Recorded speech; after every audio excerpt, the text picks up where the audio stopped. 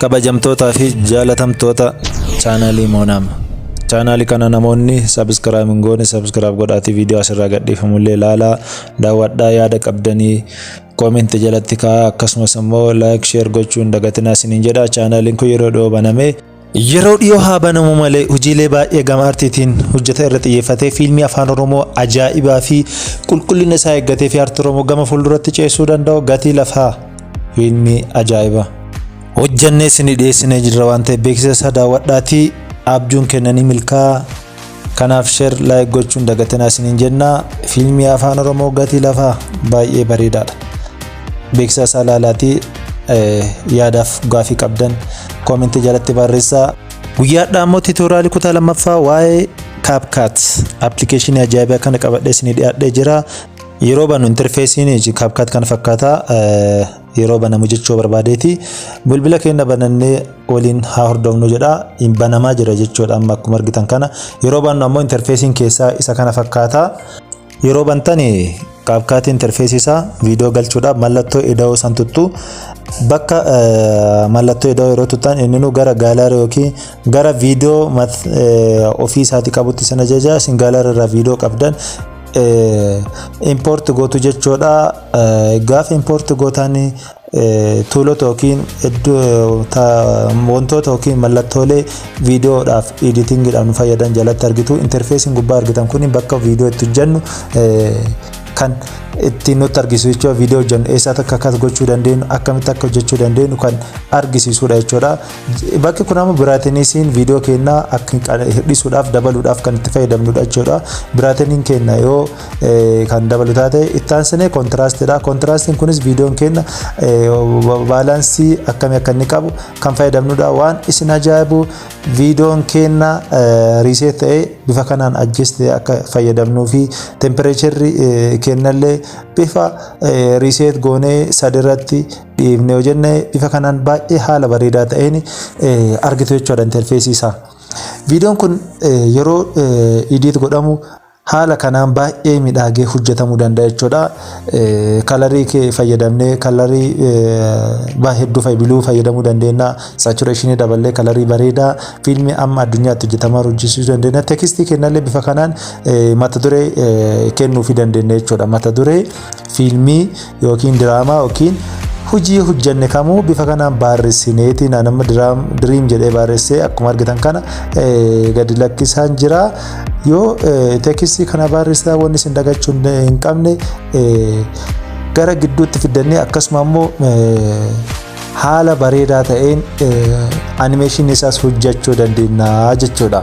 Yeroo viidiyoo hojjennu animeeshinii isaa kallattii adda addaatiin inni nu ajaja waan ta'eef color effect keenya fayyadamnee bifa kanaan hojjechuu dandeenya jechuudha. Kabajamtootaa fi jaalatamtoota hordoftoota keenyaa bifa kanaan hojjannee yeroo jennetti baay'ee haala bareedaa ta'een viidiyoo keenya edit gochuu dandeenya. Amma ka argaa jirtan adiyoo seensisuudha.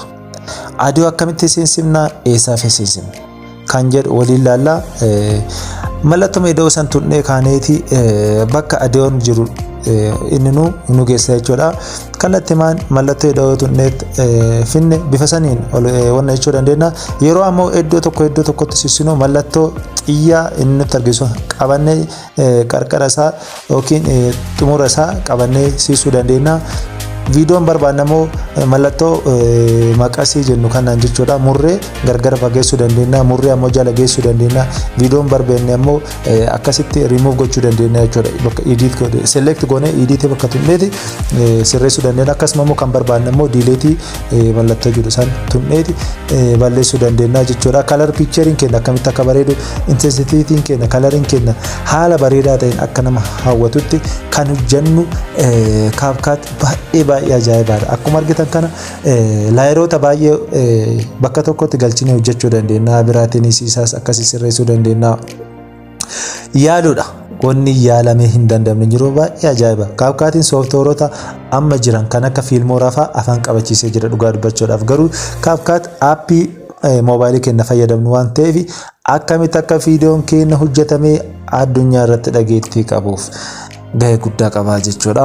Akkuma argitanii iddoon tokko teekistii jira, iddoon tokko viidiyoo effeektii kenna fayyadamuudhaaf viidiyoo keessa effeektii goonu halluu isaa jijjiiruudhaaf akkuma argitan jirtan kanarratti halluu kenna viidiyoo irratti jijjiiruudhaaf kana fayyadamna jechuudha. Yeroo baay'ee sirboonni biyya alaa yeroo hojjetaman kalar effeektoota akkana kanneen fayyadaman nutis viidiyoo keenyaaf haala mijachuu danda'uun boodii rending inde ever kan jennuun kanneen fayyadamneeti haala bareedaa ta'een viidiyoo keenya midhagsuu dandeenya jechuudha. Gisee yookiin yeroo nuti kalar effeektii kenna fayyadamnu viidiyoo keenya jala galchina yeroo jennutti mallattoo suuraa kana qaama viidiyoo keenya taasisu irratti nu agarsiisa jechuudha. Kabajamtootaa fi jaalatamtoota chaanaalii keenyaa barnoonni keenyaa kanadhaas ittuma fufee amma gara dhumaarra jirra waan ta'eef nu wajjin fayyadama.